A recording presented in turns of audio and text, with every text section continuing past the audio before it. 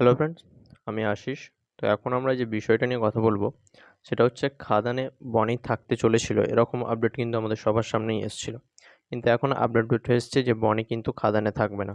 Recently তার একটা upcoming cinema আসছে অহল্যা বলে, তার জন্য সে প্রমোশন করছে, নানা জায়গায় ইন্টারভিউ দিচ্ছে এবং বেশ কয়েকটা ইউটিউবার্সের সঙ্গে ইন্টারভিউ দেওয়ার সময় তাকে যখন জিজ্ঞাসা করা হয় যে আপনি কি খাদানে থাকছেন বা খাদান করছেন, তখন তিনি জানান কিন্তু যে আমি খাদান করছি না, আমি খাদানের অফারটা রিজেক্ট করে দিয়েছি।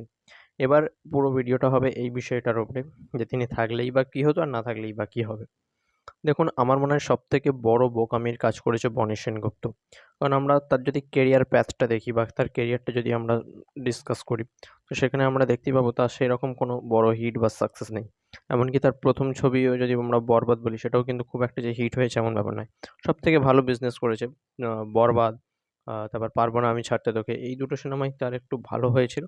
এছাড়া আর একটাও সিনেমা এমন হয়নি যে সে কিছু কারোর মনে দাগ কাটতে পারবে, এবং 'এফআইআর' এ তার ওই সাইড ক্যারেক্টারটা ভালো লেগেছিল। দেখুন, সে নিজেকে লিডিং হিরো বলে দাবি করে নানা নিউজ বা মিডিয়ার সামনে। তো এক কথায় যদি আপনারা তার প্রত্যেক সিনেমা দেখেন, সেখানেই আপনারা বুঝতে পারবেন যে সে কিন্তু লিডিং হিরো হতে, হতে একটা সাইড হিরোতে পরিণত হয়েছে। তার প্রত্যেক সিনেমায় তার ক্যারেক্টারগুলো, তার প্রেজেন্স এমনই থাকে যেন সে একজন side hero, just actor, not a hero. Hero কে? যার এন্ট্রিতে যার ফ্যান থাকবে, যার এন্ট্রিতে হলে সিটি পড়বে, যাকে দেখে দর্শক মানে বলতে পারবে এ আমার হিরো, এ আমার আইডল। কিন্তু বনি সেনগুপ্ত এমন হয়ে গেছে, নো ফ্যান্স, নো এই সেই, তার কিছুই নেই। বাট সে নিজেকে লিডিং হিরো বলে মানছে। দেখুন, খাদানটা সে যদি না করে, দেবদার মনে হয় আমার কিছুই যায় আসবে না। উল্টে আমি বলব দেবদার এতে লাভ হয়েছে যে ইনি বেরিয়ে গিয়ে একজন ভালো কাউকে তিনি নিতে পারবেন। মানে জায়গাটা রিপ্লেস করতে পারবেন। তখন দেবদা চান্স দিতে চেয়েছিল নিজের ইন্ডাস্ট্রির লোকেদের, নিজের কাছের মানুষদের।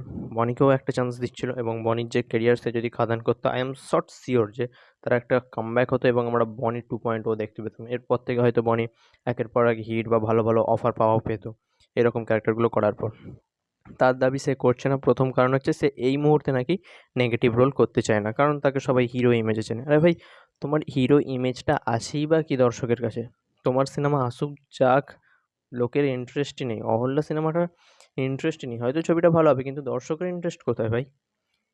এবার ও নেগেটিভ যে ক্যারেক্টারটা করছেন না উনি, কিন্তু দেখুন বর্তমান সময়ে সবথেকে পপুলার বা সবথেকে ট্রেন্ডিং ফিল্মের ক্যারেক্টার হচ্ছেই নেগেটিভ। সেখানে আপনি সূর্যার রলেক্স এন্ট্রিটা দেখুন, গোটা বিক্রমে সেই কিন্তু চাহিদা পাচ্ছেন। আপনি রিসেন্ট টাইমে অ্যানিমেলে দেখুন আবরারকে, মানে ববি দেওলকে, তার কথাটাই কিন্তু সবথেকে বেশি উঠছে রণবীর কাপুরের থেকেও, এবং এভরিথিং। পাঠান যে 2 আসছে আমরা শুনতে পাচ্ছি, সেখানেও কিন্তু সবাই কিন্তু চিন্তায় পড়ে গেছে যে ভিলেনকে কিভাবে রিপ্লেস করা হবে। জিম যেভাবে একজন কোল্ড মাইন্ডের ভিলেন ছিল, কিন্তু এখানে কারো সেইসব মাইন্ড নেই। তো ভাই, উনি করলে হয়তো ওনার ক্যারিয়ারটা আরও বড় হতে পারত। ভবিষ্যতে আরও উনি ভালো কিছু করতে পারতেন, কিন্তু করলেন না। দেখা যাক কি হয়। চ্যানেল নতুন হলে চ্যানেলটিকে সাবস্ক্রাইব করবেন, ভিডিওটি লাইক করবেন।